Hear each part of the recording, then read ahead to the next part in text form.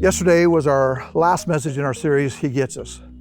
This series has been about getting a biblical perspective of Jesus. And when we get this kind of perspective, we see that Jesus gets us. He understands us. He loves us with His outrageous love. Yesterday's focus is that Jesus gets the overwhelmed. He gets the desperate. And I'm so glad He does. Anyone else ever been overwhelmed or desperate? Today, I want to use a true story to encourage you where to turn in these moments. Handley Page was a pioneer in the field of aviation. He's on a solo test flight testing some new cargo planes. He gets up to about 10,000 feet and he notices something very, very disturbing. There's a rat in the cockpit with him. And the rat scurries across his feet, then runs back to the back of the plane. That's the cargo area. And he can't do anything about it. So as he continues to fly, he hears this gnawing sound. And he looks back and he sees that the rat is gnawing on the hydraulic lines.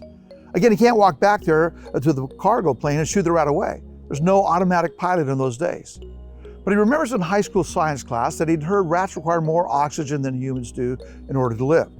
So he pulls back and he climbs higher and higher until that gnawing sound stops. He lands the plane safely, he goes back to the cargo area, and there's a dead rat by the hydraulic lines. Today, are you overwhelmed? If so, let me encourage you to climb higher. Go to the rock that is higher than I.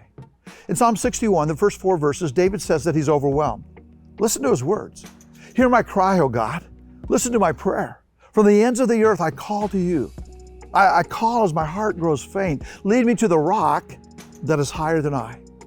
For you have been a refuge. Actually, he says, my refuge. A strong tower against the foe. I long to dwell in your tent forever and take refuge in the shelter of your wings. Do you hear his desperation? Hear my cry, God. Listen to my prayer. From the ends of the earth, I'm calling. My heart grows faint. So again, he's overwhelmed, but he remembers the rock that is higher. He remembers the tower. A tower is simply a fortress. It's four-sided, that God's going to protect him in every direction. Dwell with, to live with, to be in the shelter of your wings. God's faithful. So there is a place for us to go when we're overwhelmed.